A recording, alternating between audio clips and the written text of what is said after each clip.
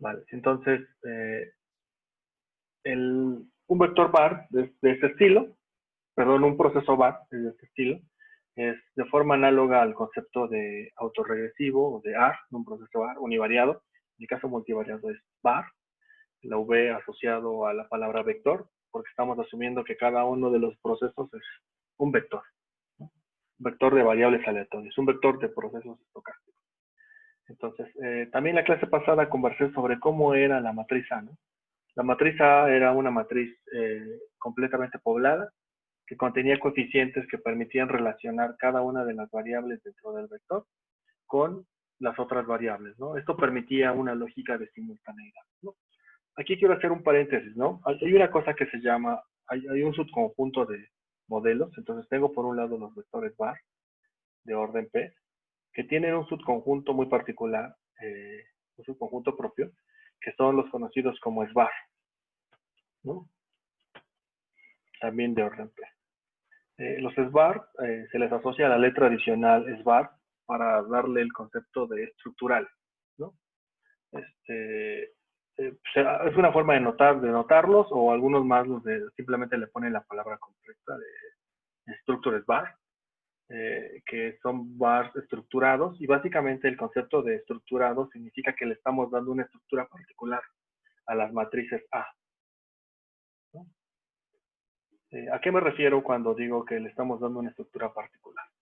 Bien, si ustedes se acuerdan, la clase pasada les dije que la matriz A, una matriz A cualquiera, una matriz A sub índice I, se componía como de una serie de coeficientes, ¿no? Tenía el coeficiente A11 asociado al rezago iésimo, y hasta A1K asociado al rezago iésimo, ¿no? Y en realidad esta matriz estaba totalmente poblada, ¿no? Hasta AK1 igual asociado al rezago iésimo. Y hasta la posición A, K del rezago iésimo, ¿no? Esa es una matriz convencional A. Cuando le damos estructura, me estoy refiriendo a un caso muy particular, que es que en lugar de asumir una matriz A de ese estilo, asumimos matrices A, le voy a poner subíndice J, que son de esta forma, ¿no? Que imponemos ciertas restricciones, ¿no?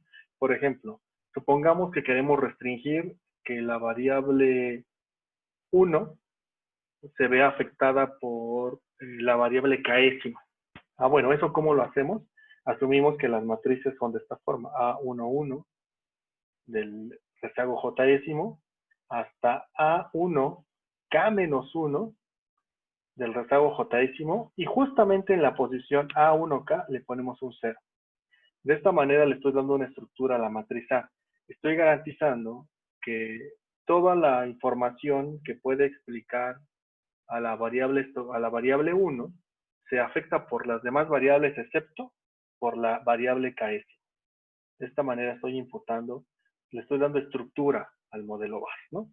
Y asimismo podría yo asumir otro tipo de estructuras dentro de la matriz, ¿no? Puedo asumir que a lo mejor las relaciones sean inversas o las relaciones sean nulas, como en este caso. Lo más común es asumir relaciones nulas, ¿no? Entonces digamos que los modelos estructurales VAR son un subconjunto del VAR. Yo no voy a profundizar mucho en el concepto de modelo estructural VAR. Creo que con la teoría que vamos a ver de VAR les podría alcanzar para que ustedes mismos, por su cuenta, después retomen el concepto de VAR estructural, ¿sí? Vale, entonces, ahora, también la clase pasada conversé un poquitito sobre el término de error, ¿no? Entonces les dije que el término de error UDT, que también era un vector, tenía la característica de que su valor esperado era igual a 0. Y que su varianza, la varianza de UDT, que era igual al valor esperado de UDT por UDT traspuesto, de esta manera, generaba una matriz que yo denominé como sigma. Le voy a poner sigma, y que era una matriz que era válida, que era una matriz diferente de 0, solo cuando tenía la condición de que T, que era una matriz que correlacionaba la información de T y T, es decir, la información contemporánea, ¿no? Entonces, la variabilidad de las series de manera contemporánea, sí puedo asumir que hay correlación, ¿no? Pues hay correlación, por ejemplo, supongamos un bar de dos variables, un bar que incluye tal vez la tasa de interés y que incluye tal vez las tasas de interés de diferentes, de un portafolio variado, de dos activos. Entonces vamos a asumir que las dos tasas tienen correlación contemporánea, es decir, en un corte determinado van a tener correlación. Lo que no vamos a asumir es que tengan correlación en momentos diferentes de tiempo, ¿no? Entonces, los portafolios, sus rendimientos no van a tener correlación hoy con el rendimiento del periodo pasado, ¿no? Esa es la correlación que vamos a eliminar o vamos a suponer no existe. De hecho, vamos a plantear una prueba sobre esa correlación o autocorrelación. Digamos que en general ese es mi modelo VAR que estoy asumiendo, ¿no? Bien, la solución al modelo VAR que planteé en la clase pasada simplemente fue decir que si yo despejaba todos los elementos del lado izquierdo de la ecuación y utilizaba el operador de rezago, a lo que iba yo a converger era que esto era igual a una matriz identidad de tamaño K menos A1 que multiplica a L menos A2 que multiplica a L al cuadrado menos, puntitos menos, AP que multiplica a L a la P por el vector de variables igual a delta más U de T.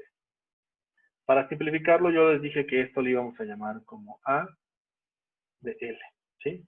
Entonces, todo esto era una matriz AL que multiplica a XT igual a delta más U de T, ¿sí? Entonces, lo que tenía yo es una matriz que multiplica un vector, que lo que resulta es un vector más otro vector. ¿Cómo sé eso? Ah, bueno, resulta ser que esta matriz acá es una matriz de K por K. Este vector que está aquí es un vector de K por 1. Este vector de acá es de K por 1. Y este vector es de K por 1. ¿Sí? Entonces el producto de estas cosas que están aquí va a dar algo de K por 1, lo cual implica entonces que sí es cierto que un vector de K por 1 puede ser descompuesto en dos vectores de dimensión K por 1. Entonces, algunas de las cosas que voy a asumir es que el determinante de la matriz A sub A de L, este determinante, va a ser distinto de C. Esto con el objeto de que pueda yo invertir esta matriz AL, ¿no? De esta manera, entonces, la solución que voy a plantear para el proceso VAR va a estar de la siguiente manera. Va a ser una matriz inversa que depende de L que multiplica a delta más una matriz inversa de L que multiplica a U de T, ¿sí? Una solución muy parecida a la solución a la que llegamos cuando vimos modelos autorregresivos. Bien. En general, si la matriz inversa existe, voy a denotar a este primer producto como mu, un vector mu también, más un componente que le voy a denominar como beta de L, que multiplica a U de T. ¿Sí?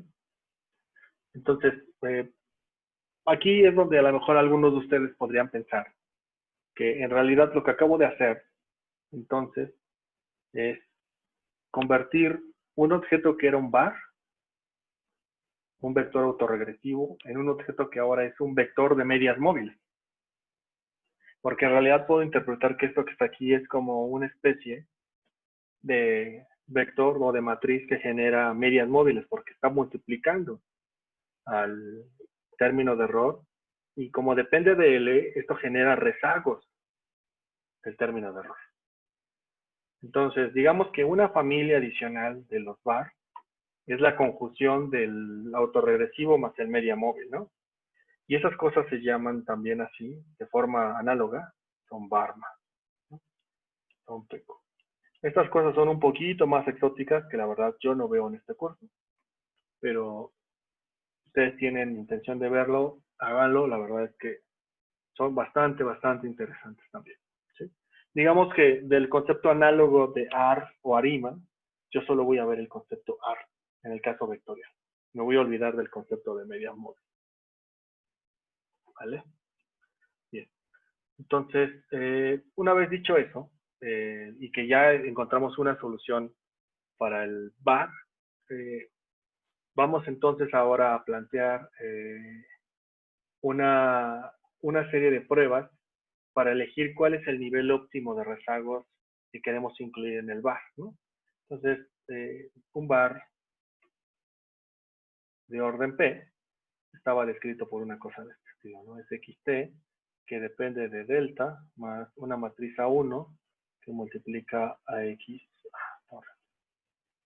a XT menos 1, más una matriz A2, que multiplica a XT menos 2, más puntitos más AP, una matriz de XT menos P, más UDT.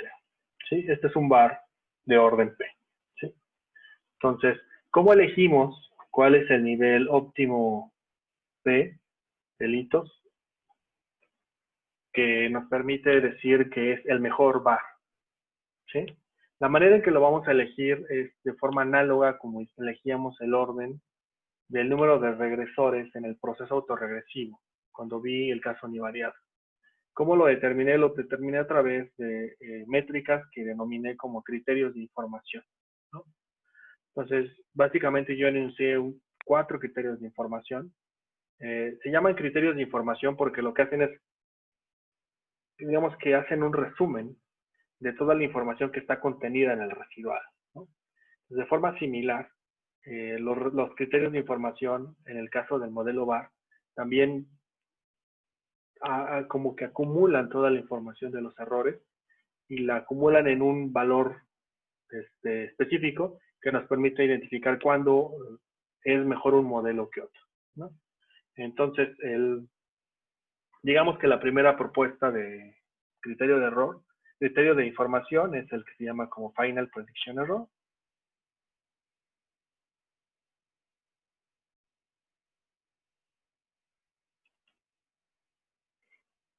Que se abrevia de esta manera, Final Prediction Error. Y es simplemente una estadística que va a estar dada por,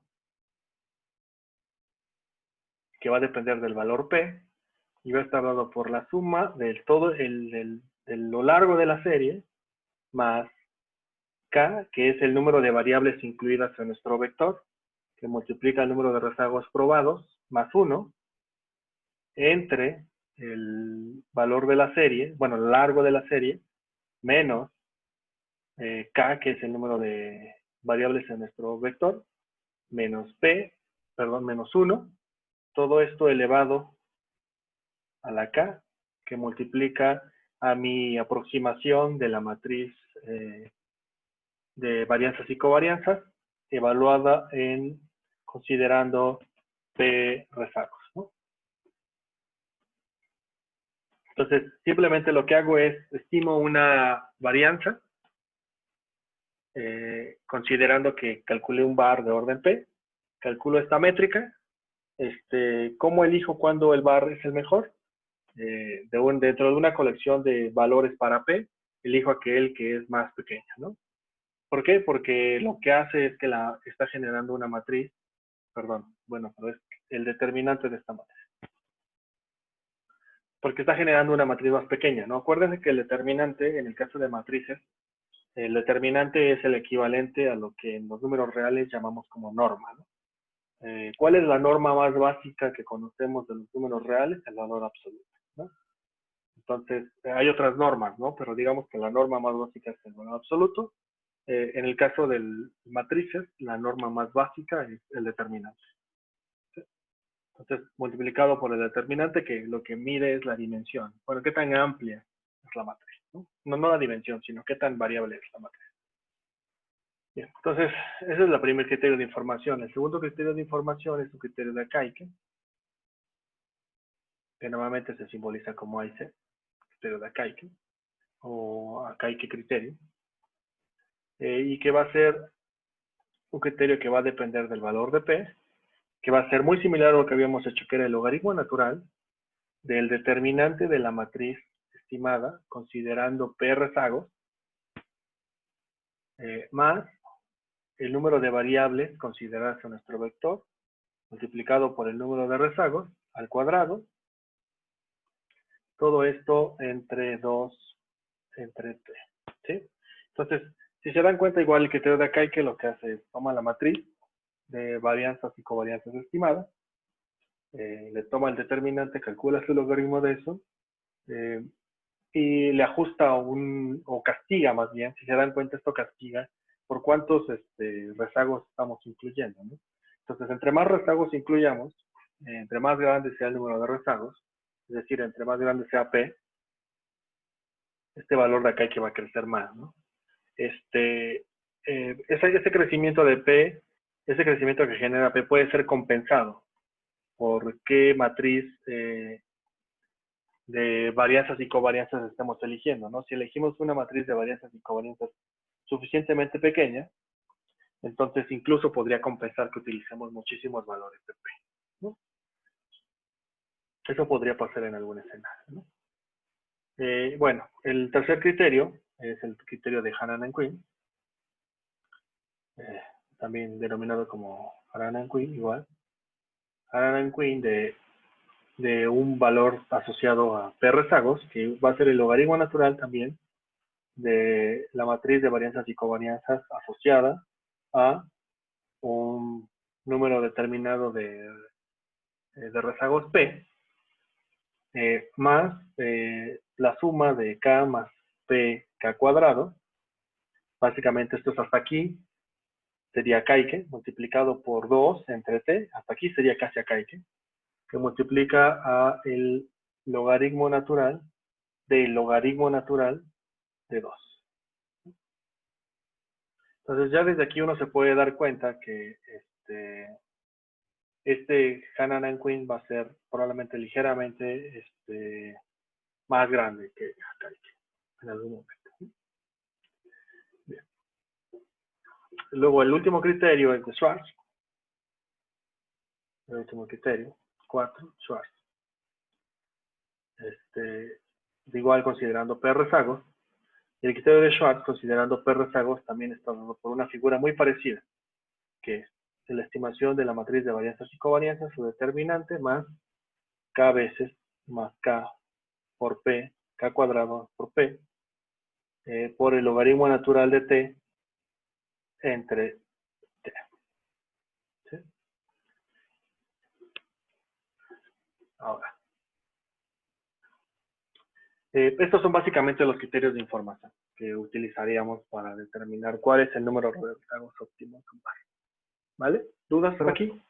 sí, yo tengo Sí. una duda, profesor. ¿T es el valor, o sea, la suma total de cada observación de la serie o el tamaño de la serie, o sea, el número de observaciones? Es el número de observaciones en la serie, ¿no?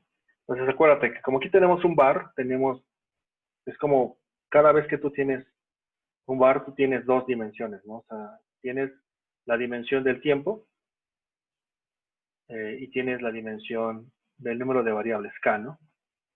Entonces tienes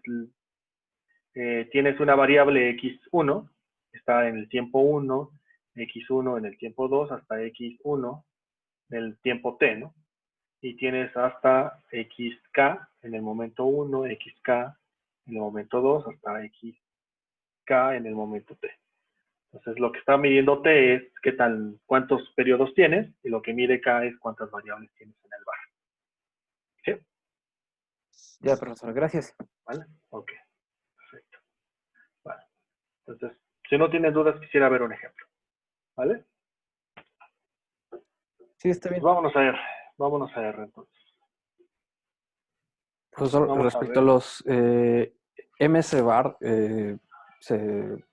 ¿llegaremos a revisar aunque sea alguna noción o podría contarnos algo al No respecto? lo tenía ¿te refieres a los bar estructurados o a los bar con medias móviles? ¿A cuál de los dos? A los MS bar, a los Markov Switching bar. Marcos.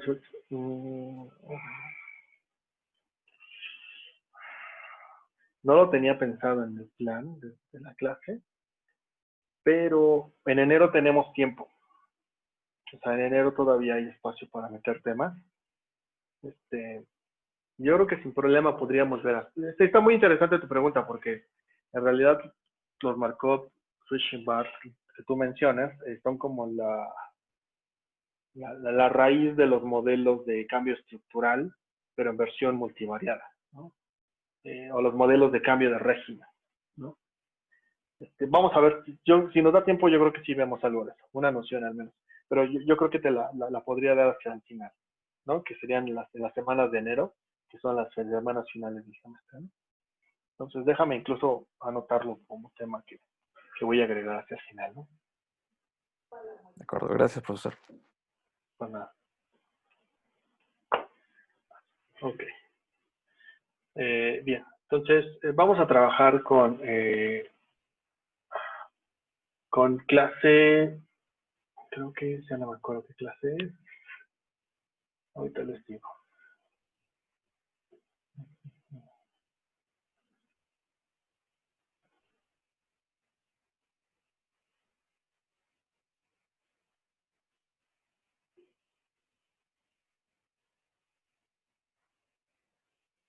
Creo que es clase 14, ¿no? Sí.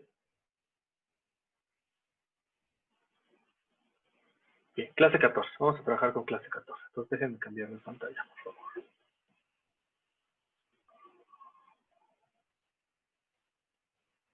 Listo. Ahí pueden ver mi pantalla de R. Sí. Sí, ok, perfecto. Vamos a trabajar con clase 14, ¿no? Sí, Entonces, profe. clase 14 es, vamos a ver un modelo VAR. Para esto necesito las siguientes bibliotecas, ¿no? Necesito ggplot, dplyr, stats, math, structural chains, su, sandwich, urca, lmts y var. Por desgracia no anoté aquí cómo instalarlas, pero bueno, la receta ya se la saben, es muy sencilla. Entonces, por ejemplo, ahí arriba no está más, entonces lo único que hay que hacer es escribir install package. En este caso necesitamos más y le instala. ¿Sí? Se me olvidó ponerle las opciones, ¿no? Pero solo tendría que instalarla. Entonces, de hecho, en este caso, probablemente se van a tardar algunos minutos en ejecutarla, porque algunas de estas sí se van a tardar algunos minutos, ¿no? Yo voy a empezar a ejecutarla. Entonces, por favor, si alguien se atrasa mucho, dígame y nos esperamos un poquito, porque algunas de estas bibliotecas sí van a implicar un poco de tiempo para su máquina. ¿Vale? Entonces, una vez que cargo las bibliotecas, ejecuto mi dirección de trabajo, voy a cargar los datos, que son los datos que he venido trabajando, que ya los conocemos, ¿no? INPC, tipo de cambio, CETES, IGAE y índice de producción industrial, ¿no?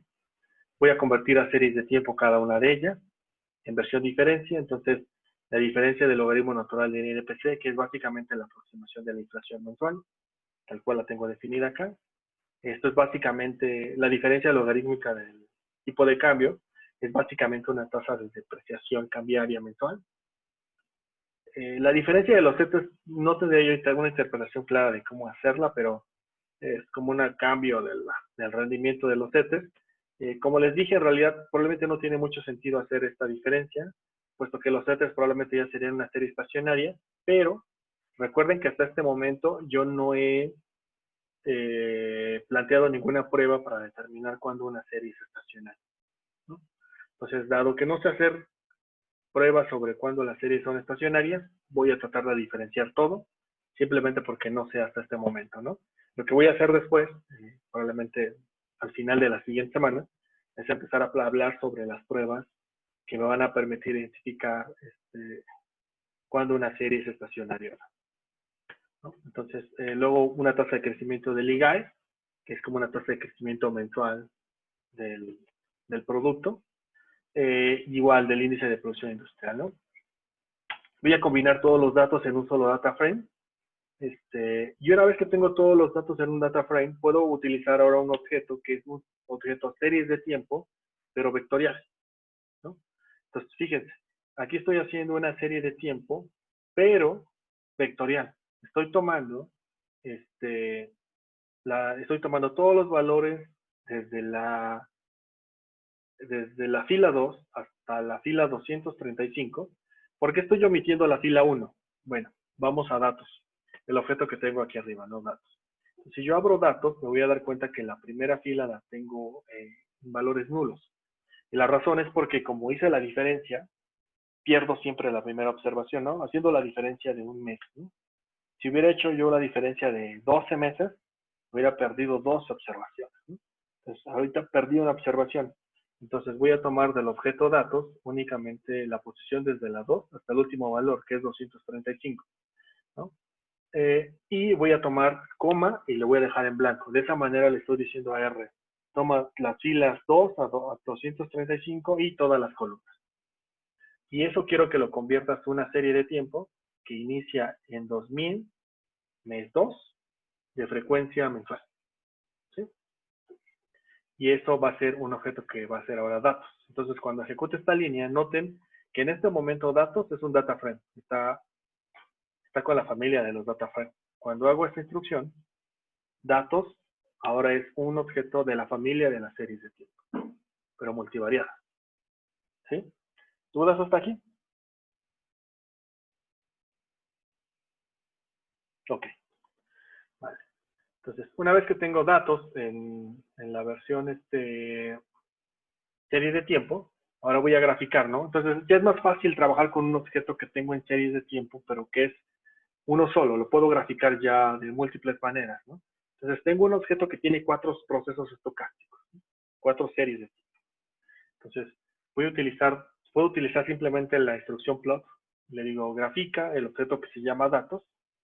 ¿Y qué tipo de gráfica va a ser? Va a ser una gráfica sencilla, single, ¿no? Por eso le pongo el S. Entonces, como va a ser sencilla, va a necesitar color para cada uno de las series incluidas, ¿no? Entonces, para la primera serie va a estar en un verde, la segunda va a estar en azul, la tercera en rojo, luego negro y luego una versión púrpura, ¿no? Entonces le voy a poner un título a este objeto y labels en el eje de las X y de las Y, ¿no? Entonces es single, es una sola serie, todas graficadas ahí, en una sola, ¿no? Le puedo poner una leyenda que va a ser como esta que tengo aquí. La leyenda es muy sencilla, le quiero que la ponga justamente en la parte de abajo a la derecha. Quiero que coloque este tipo de indicadores, ¿no? El primero va a ser el NPC, tipo de cambio, CETES, SIGAE, índice de producción industrial. Y que utilice los siguientes correlaciones de color, ¿no? Los mismos colores que definí arriba. De esa manera, le puedo poner este cuadrito que está aquí abajo, ¿sí? Esa es una manera de hacerlo, ¿no? Si quiero todas las gráficas en el mismo plot. Ahora supónganse que quiero todas las gráficas, pero las quiero en observación múltiple. Bueno, entonces el tipo de gráfico va a ser múltiple y se grafican de esta manera, ¿no? Solo necesito definir un color. Podría darle aquí también una colección de colores para que pusiera cada una de las gráficas con un color diferente, ¿sí? Le pongo un título y le pongo que le ponga un label en el eje de las X. Podría también ponerle un label para el eje de las Y para cada uno, pero tenía que ingresarlo como un vector de texto, ¿vale? ¿Dudas hasta aquí? ¿Todo bien? Perfecto. Bien. Ahora, entonces vamos a estimar un bar, ¿no? Para estimar un bar se estima con una función bar, es muy sencilla. Entonces, vamos a hacer diferentes bar, ¿no? Entonces, primero lo que voy a hacer es un bar para el objeto datos. Entonces, primero vamos a preguntarnos qué hace la función bar, ¿no? Si le pregunto aquí, bar. Entonces, resulta ser que bar es un objeto o es una función de la biblioteca bar. ¿Qué necesita esta función? Necesita un objeto Y, que es del tipo series de tiempo, y necesita que le diga cuántos rezagos quiere. Si no le pongo cuántos rezagos, por default va a calcular un bar de un rezago. ¿Qué tipo de bar va a calcular? Va a calcular un bar con constante, con tendencia, con ambos o con ninguno. ¿Esto qué significa? Me voy a regresar a mi pantalla de acá. ¿Sí? Bien. Lo que permite hacer esa función es calcular un bar bajo 3 escenarios posibles, ¿no? Es un bar en el cual considere que xt se puede ver sin constante, con nada. Entonces eso quiere decir que el primer elemento va a ser la matriz A1, que multiplica a t menos 1, más A2 xt menos 2 más puntitos más AP xt menos P más UDT. Este es un modelo sin nada, ¿no? Que se pone como non, ¿no? ¿Cuál es un bar con constante? Un bar con constante es un bar del tipo que incluye a delta más A1 que multiplica xt menos 1 más todos los demás elementos, ¿sí? ¿Cuál es un bar con tendencia? Bueno, un bar con tendencia es un bar que es de la siguiente forma. Es un bar que es así, más un componente gamma, que está multiplicado por un vector de tendencia, más A1, que multiplica xt menos 1, más todos los demás, ¿sí? A partir de A1. Y el último es un bar que incluye tanto tendencia como constante, ¿no? Entonces eso sería un bar que se puede escribir como constante, más un componente de tendencia, más A1, xt menos 1, más puntitos todos los demás elementos, ¿sí? Ahora bien, lo que ustedes y yo hemos visto hasta ahora es únicamente el modelo que está aquí. Este modelo. Es el único que hemos visto. De forma análoga, podríamos decir que hemos visto porque este primer modelo es un caso particular del segundo, suponiendo que delta es igual a 0. ¿Sí? Entonces, así, en realidad sí lo hemos visto. Bien, lo que no hemos visto es este modelo, y tampoco hemos visto este modelo. Estos dos modelos incluyen un componente de tendencia y sirven para evaluar condiciones en las que las series son estacionarias, pero alrededor de una tendencia. Y eso todavía no lo he visto. Eso lo voy a ver cuando vea pruebas para identificar estacionalidad en la serie. ¿Sí? Entonces, de momento, estos dos últimos modelos no los vamos a analizar ni interpretar. Más adelante, cuando vea pruebas para identificar procesos estacionarios, me voy a dar la libertad de incluir este tipo de modelos bar con tendencia.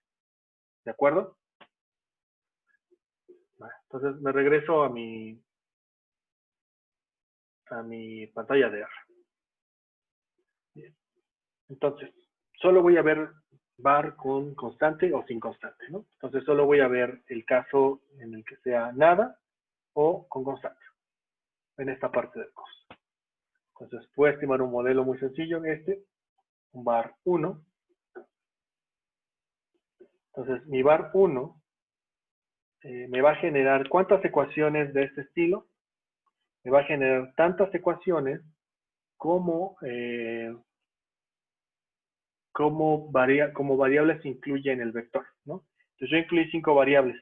Incluí la diferencia del INPC, la diferencia del tipo de cambio, la diferencia de los ETEs, la diferencia del IGAI y la diferencia del índice de presión industrial. Entonces incluí 5. Entonces tengo 5 ecuaciones. Entonces el VAR calcula la ecuación del índice de precios y cotizas de precios del consumidor, que depende del mismo índice rezagado un periodo y de los rezagos de un periodo de las demás variables, ¿no? Más un término constante. Y estos serían los coeficientes asociados a cada uno de esa ecuación de regresión. Lo hago para la otra ecuación y para la última ecuación, ¿sí? Lo que hace la estimación es que me descompone mi matriz A, me la da en forma de ecuación y no me la da en forma matricial, ¿sí? ¿Dudas con eso hasta aquí? Para todos es claro cómo se interpretan o cómo se leen los primeros resultados del VAR. ¿Sí? Vale. Ok. Entonces, ahora voy a hacer un VAR solamente con 3 variables, las primeras 3 variables, ¿no? Entonces, este es un VAR con las primeras 3 variables con un rezago. Voy a hacer ahora un VAR con las 4 variables eliminando la tercera, con un rezago, y diciendo que la tercera es exógena. Entonces, si digo que una de las variables en mi vector de datos es exógena, quiere decir que no va a haber una ecuación para esa serie. Entonces, a la tercera fue a la que dejé como exógena, ¿no? Lo que me advierte aquí el R es que me dice que la variable exógena, simplemente como no le di un nombre, la va a denominar como exo1, ¿no? Como exógena 1. Ese es, simplemente el warning es lo que dice, ¿no? Entonces, noten, bajo una especificación de este estilo, entonces, ¿cuántas ecuaciones hay? Bueno, debe haber solamente 4. Está la ecuación 1, 2, 3 y 4 ecuaciones. La ecuación que eliminó fue la ecuación de la diferencia de los setes. ¿Por qué? Porque los setes, como son una variable exógena, entonces no necesita una ecuación. Esa se incluye como un regresor, pero no como una ecuación. Entonces, está aquí su coeficiente, este es el aporte que le da la diferencia de los setes a la inflación, pero considerado de manera exógena, ¿no? Entonces, como es una variable exógena, incluso puede estar contemporánea. En este caso está contemporánea. Si se dan cuenta, no está rezagada. ¿Sí? Bien. Ahora, vamos a ver un bar con 2, 3 y 4 rezagos, ¿no? Y se empiezan a complicar esto, ¿no? Bar con 2 rezagos, eso implica que voy a tomarme una ecuación muy sencilla, por ejemplo esta, incluye las variables rezagadas un periodo, más las variables rezagadas 2 periodos, ¿no? Con un término constante. Si hago un bar de 3 rezagos, igual tomo esta ecuación, por ejemplo, tengo el primer componente rezagado una vez, los segundos componentes rezagados 2 veces y rezagado 3 veces más la constante, ¿no? Y aquí están cada uno de los coeficientes asociados. Y un bar de orden 4. Ay, perdón, no lo ejecuté. Bar de orden 4. Listo. ¿Sí? ¿Dudas hasta aquí? Sobre los bar. Va. Entonces, ahora voy a hacer un bar y lo voy a guardar en un objeto que se va a llamar bar01. Y le voy a decir que quiero que sea un bar. Noten algo. El bar por default, si no le digo qué tipo de bar es, lo considera como un bar con constante, ¿no? Yo voy a asumir ahora, voy a empezar a modificar eso, ¿no? Entonces el primer bar que voy a hacer es un bar de orden 4 y le voy a decir no incluyas constante, ¿no? Entonces ahí está, calcule un bar, que le guarde bar 1 y le guarde el objeto bar 1. Le pregunto por los nombres de ese objeto. Acuérdense que R es un lenguaje orientado a objetos, entonces le puedo preguntar por atributos de los objetos. En este caso le voy a preguntar por los nombres que incluye el objeto que se llama bar 1. Entonces me dice que el objeto bar 1 tiene los siguientes atributos. Tiene resultados, la matriz de datos, qué tipo de bar es, el número de rezagos, el número de variables, las observaciones, y la total de observaciones que es el producto de K por observación. Si es que hay restricciones y en general el call, que es básicamente esta expresión que está aquí. ¿Sí? Luego, le puedo preguntar por un summary. ¿Sí? Cuando le doy summary de un objeto que es un bar, me imprime lo siguiente. Me voy a ir hasta el inicio, ¿no? Hasta aquí está la instrucción. Aquí inicia la instrucción del summary. Entonces, me da los resultados del bar, pero me da los resultados del bar con una tabla de errores estándar y de t-value y p-value asociado, ¿no? Entonces, para la primera ecuación, en este caso es una muestra, tiene 230 elementos. Ok. Tiene 230 elementos. Perdí 4 observaciones. ¿Por qué? Porque incluí 4 rezagos, ¿no? Perdí 4 observaciones. Estas son las variables endógenas, ¿no? ¿Cuántas variables determinísticas incluí? Una nada más, que es nada, ¿no? No incluí nada. Entonces, la verosimilitud asociada al bar es esta, a la primera ecuación. Las raíces del polinomio característico de la primera ecuación son estas. Entonces, en bar, ustedes van a tener también raíces del polinomio característico, pero van a tener un montón de raíces más. Van a tener raíces para cada ecuación, ¿sí? Y van a tener que cumplir la misma condición que cumplían para los procesos autorregresivos, que es que en valor absoluto sean menor a 1. También les va a arrojar raíces imaginarias en el caso de que surjan raíces imaginarias. ¿Sí? Bien. Entonces, la estimación es esta, es un bar de orden 4, no tiene constante, entonces aquí no hay un componente adicional. Pues cada uno de estos son los coeficientes asociados, ¿no? Entonces, en este caso, esta es la ecuación de la inflación, ¿no? Porque esa es la diferencia logarítmica del índice nacional de precios del consumidor.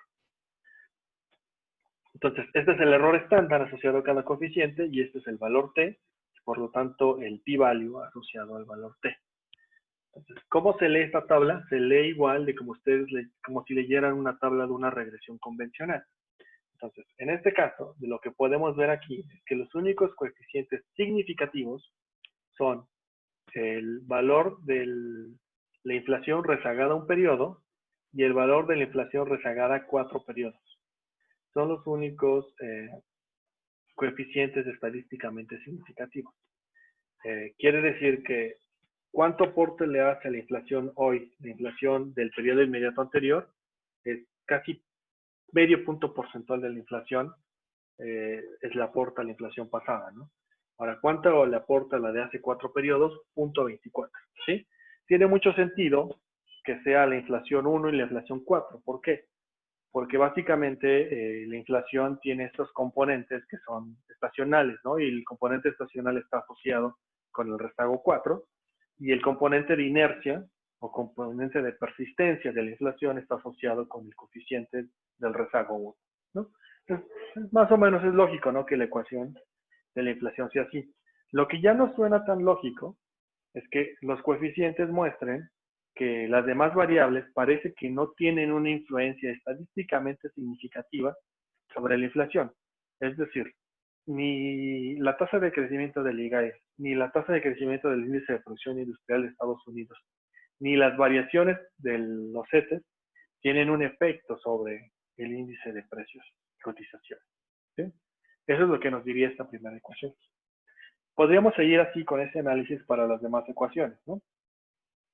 Podríamos continuar con el tipo de cambio, y en el caso del tipo de cambio lo que notamos es que la única información relevante es el tipo de cambio rezagado un periodo y este amigo que está aquí, ¿no? ¿Quién es este? El índice de producción industrial de Estados Unidos. Tiene sentido, ¿no? Es decir, la tasa de depreciación cambiaria en México se ve influenciada negativamente por la tasa de crecimiento de Estados Unidos del mes inmediato anterior, ¿sí? De la parte industrial de Estados Unidos. Finalmente, también se ve influenciada por el índice nacional de precios en rezago 4. Puede ser que aquí haya algún tipo de relación que pueda estar sustentada, en el caso de nosotros, bajo un modelo monetario o de estos modelos de tipo de cambio que siempre tratan de explicar el comportamiento o la relación que existe entre el tipo de cambio y los precios, ¿no? Por las paridades poder de compra entre países. Bien, así podríamos seguir con las siguientes ecuaciones y verificar cuáles son significativos. Al final del summary viene esta matriz que está aquí. Esta matriz que está aquí, sí. Puta madre, me perdí un pinche ratote. ¿Hay una pregunta por ahí? ¿No? Ok. Vale, entonces lo que está aquí es la matriz de varianzas y covarianzas estimada, ¿no? Entonces, es una matriz de varianzas y covarianzas que es la que yo les había dicho que es la única que voy a asumir que tiene valores diferentes de cero y que es la matriz de varianzas y covarianzas contemporáneas, ¿no? Entonces, ¿cuál es la correlación que existe entre cada una de las series que incluyen mi VAR? Bueno, en este caso la covarianza y la correlación, ¿no? Pues la covarianza es la covarianza como tal, la definición, y la correlación es la covarianza pero normalizada por la varianza, ¿no? Por eso la correlación solo está entre va desde -1 hasta 1, ¿no? Bien, ¿dudas hasta aquí, muchachos? Profe, yo tengo una duda. ¿Me puede repetir qué es? Que, o sea, que si haya una, digamos, correlación contemporánea y que no haya una correlación entre tiempos distintos, o sea, Lo que significa es que vamos a permitir que las series que están incluidas en tu bar se correlacionen entre ellas solamente para los periodos en los cuales coinciden, ¿no? Por ejemplo, en el bar que yo tengo, voy a permitir solamente que la correlación que existe entre los errores de la ecuación de los precios se correlacione con los errores de la ecuación del tipo de cambio, pero solamente cuando T sea igual en ambas series, ¿no? A eso me refiero con contemporánea, que coincidan en el mismo momento T. Y voy a asumir que esa correlación es igual a 0 cuando los periodos son diferentes. Esto es muy parecido al concepto que yo había dado de caminata aleatoria, que es esta idea de que a los procesos estocásticos que son caminata aleatoria no les importa el pasado, ¿sí? Entonces, de esa misma idea lo que estoy diciendo es que a estos procesos, los términos de error, no les importa el pasado o la información que no corresponda con el mismo periodo. A eso se refiere, ¿sí? Espero haya sido más o menos claro con eso. Sí, gracias. ¿Sí? Vale.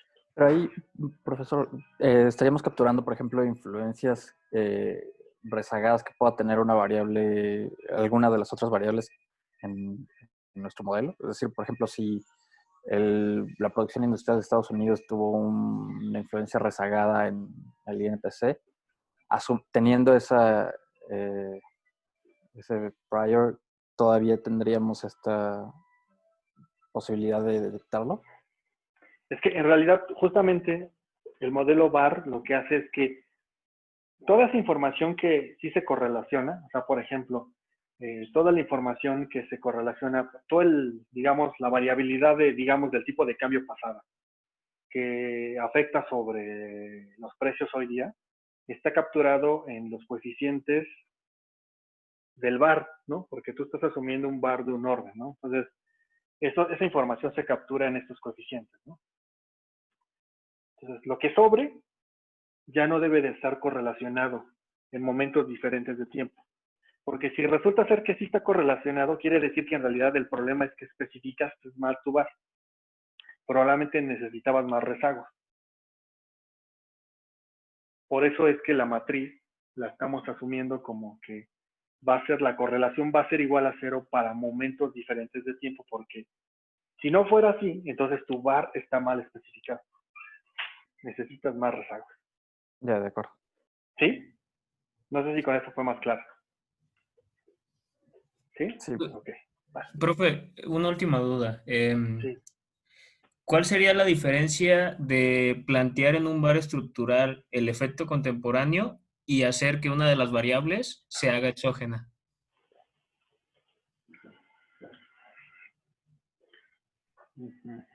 Bueno, es que en el caso del VAR estructurado, tú puedes asumir nada más que el efecto sea nulo, por ejemplo, para una de las múltiples variables incluidas en tu VAR.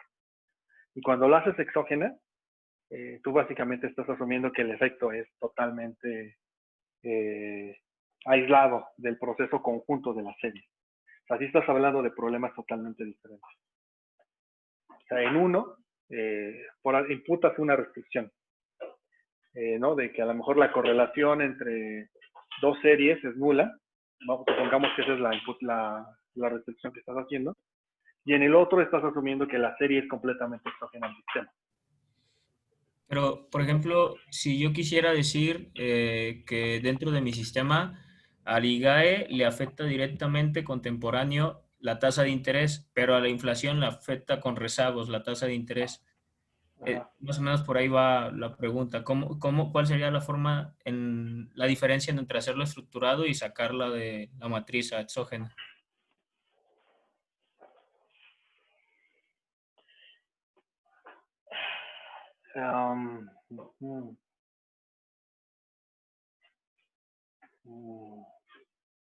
Trato de pensar.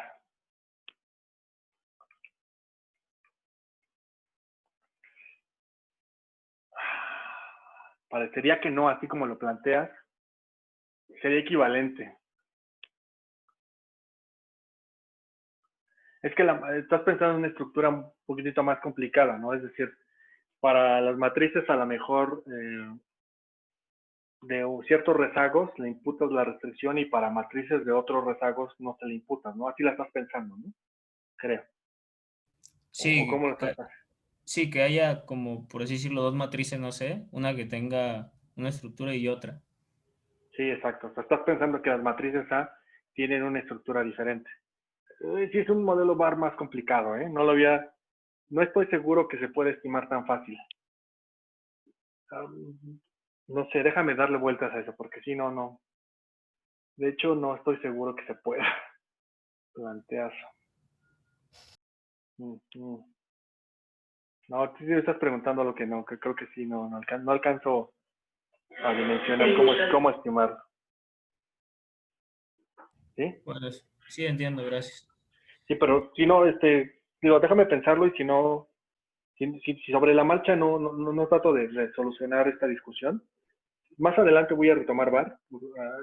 Trataremos de hacer un bar con cambios de régimen o switching Markov. A ver si ahí podemos retomar la idea de los modelos bar estructurados y le doy una pensada a esta idea que me dijiste, ¿no? Tengo que pensarlo, la verdad es que no lo había pensado así como tú lo planteas. Sí, está bien, gracias. Okay. Profe, ¿podría explicar de nuevo cómo se lee la matriz de covarianza, por favor? Sí, claro. Esta matriz que está aquí es básicamente lo que mide es si los residuales de las ecuaciones, qué tanto se correlacionan, ¿no?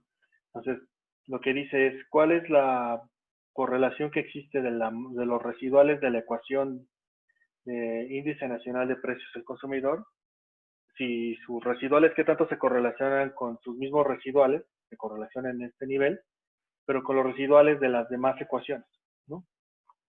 Entonces, esto va a ser diferente de cero únicamente cuando tú consideres el mismo momento t. Es decir, si tú te paras en un momento dado t, esta matriz te va a tener toda la información que se correlaciona entre los términos de error de las ecuaciones, pero va a ser igual a cero cuando tú comparas periodos diferentes. Por ejemplo, el periodo t-1 con el periodo t-2, eso va a ser estadísticamente cero, porque estás asumiendo que el VAR ya captura esa información, por eso le incluyes rezagos. Si por alguna razón tú no le incluyeras rezagos al VAR, que capturaran esa correlación no contemporánea, quiere decir que lo especificaste mal. Debiste de haber hecho otra especificación de VAR. No sé si con eso atiendo Sí, más o menos la... Sí, sí, muchas gracias. Okay. Vale. Buenísimo. Entonces estaba en el summary. Bueno, también ustedes pueden preguntarle por una ecuación particular. En este caso le voy a preguntar por la ecuación de Ligai. Es el summary de la ecuación únicamente de Ligai. Le puedo preguntar por las raíces del VAR. Y son estas raíces. Ahora bien, estas raíces que están aquí son de los valores propios de la matriz. ¿Se acuerdan cuando despejé todos los componentes del lado izquierdo de la ecuación y todo eso le llamé una matriz A que depende de L? Bueno, esa matriz A que depende de L se puede descomponer en una serie de matrices con valores propios y esos valores propios son estos que están aquí. ¿Sí? Eso también tiene que cumplir la condición de que en valor absoluto sea menor a 1. Ahora, ¿cómo elegimos cuál es un VAR óptimo? ¿No? Para fortuna de nosotros, R ya tiene previamente cargada una función que se llama var select y que lo que nos permite es calcular un VAR con un número máximo de rezagos y nos permite probar diferentes tipos o modelos de VAR, ¿no? Entonces, aquí voy a probar un modelo en el que incluye tanto constante como bot en realidad, bueno, no lo debería de probar, pero lo voy a hacer, que incluye constante y tendencia. En realidad ese no lo voy a interpretar, porque en realidad no sé cómo hacer esos modelos hasta este momento, no le he dado autoría a eso. Voy a analizar únicamente el de constante y el de nada, ¿no? Entonces, un modelo con constante, lo que me dice la selección es que este es el mejor modelo de acuerdo a estos 4 criterios de información que podría elegir. Si elijo por el criterio de acá, que el mejor modelo que podría utilizar es un bar de orden 2. Si ocupo un Final Prediction también es un 2. Si ocupo un Hannan and Quinn o un Schwartz es un rezago. ¿Sí? Esto si considerar un modelo con constante. Si considerar un bar sin nada, sin constantes, los rezagos se incrementan, excepto para el caso de Hannan and Quinn y Schwartz, ¿no? Y la tabla de criterios se reporta aquí, ¿no? Eso está muy padre, ¿no? Porque nos evita hacer una rutina o construir una rutina que calcule tantos modelos como necesitemos para identificar cuál es el número de rezagos óptimos que deberíamos utilizar. Entonces, en este caso yo voy a hacer un modelo bar con 2 rezagos y con constante. Acuérdense que si no le pongo qué tipo de modelo es, por default el software interpreta que quiero capturar un bar con constante, ¿no? Entonces, este es mi bar, le doy summary, y resulta ser que según el criterio de acá, que este es el modelo óptimo que debería yo de ocupar. Los residuales, bueno, la matriz de varianzas y covarianzas está aquí. Estas son las ecuaciones. Las ecuaciones, como solamente tengo 2 rezagos, son más cortitas. Y básicamente podría tomar algunas solamente para interpretarla. Podrían tomarme esta, la del índice nacional de precios del consumidor. Y lo que dice es que básicamente la única variable que es relevante para este proceso es la información del índice nacional de precios del consumidor rezagado a un periodo y la constante. Toda la demás información pareciera ser que no es relevante, de acuerdo a este sistema BAR. ¿Vale? Ok. Bien. Ahora lo que voy a hacer es, como siempre, puedo consultar cada una de las ecuaciones por individual. La ecuación del IGAE, la ecuación del INPC, la ecuación de CETI. ¿Sí? Bien. ¿Dudas hasta aquí, muchachos? Profe, ¿cómo, o sea, por qué, digamos, cómo sabría si es mejor con constante o sin constante? Depende, aquí sí depende de tu conocimiento del proceso. Mira, por ejemplo, me voy a regresar hasta los plots, ¿no? De este plot. Voy a hacer el plot, no, creo que el mejor es este, el múltiplo.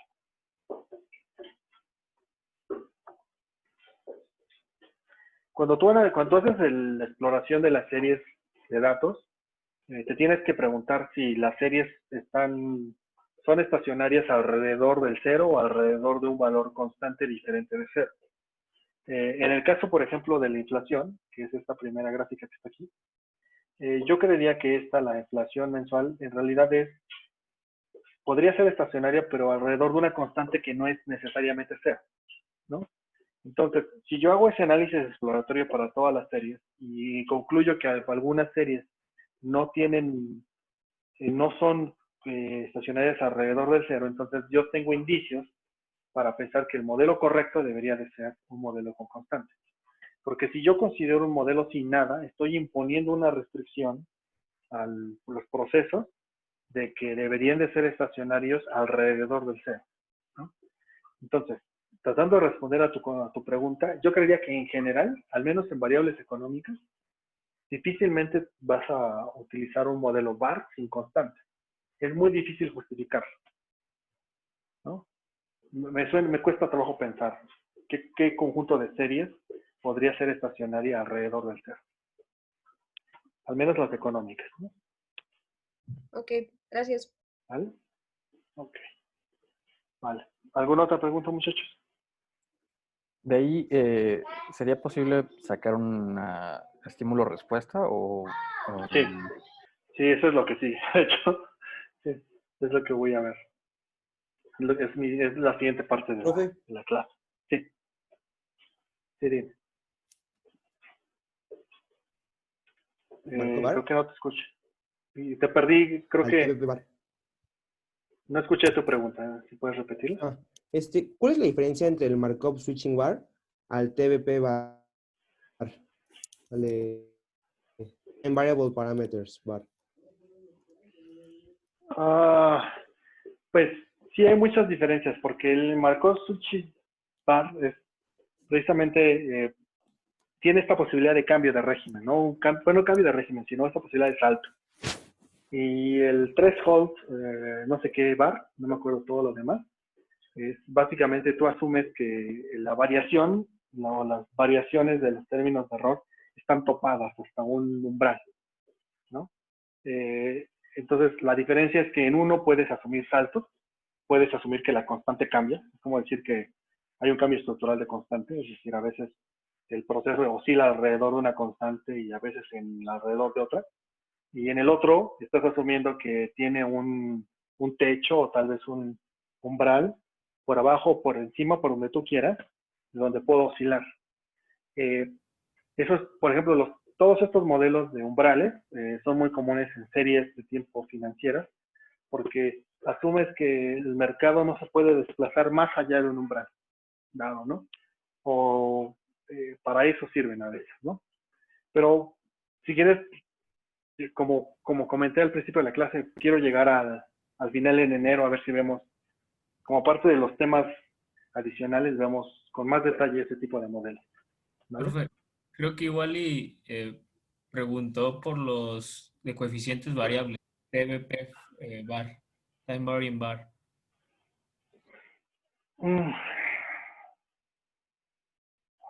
Eso sí, para que veas, ya salen de mi conocimiento, ¿eh? Eso sí ya no sabría responderte en este momento. Voy a responderle. ¿Quién fue? ¿Roberto? ¿Y quién? ¿Refugio? ¿Quién me preguntó? ¿José y quién más? Sí, Roberto y yo, José. Sí. Sí, no, ya escapan de mi conocimiento. Pero bueno, pero prometo echarle una revisada y los conversamos en enero. Muchas gracias. Gracias, profe. Vale. Okay. ¿Alguna pregunta, muchachos?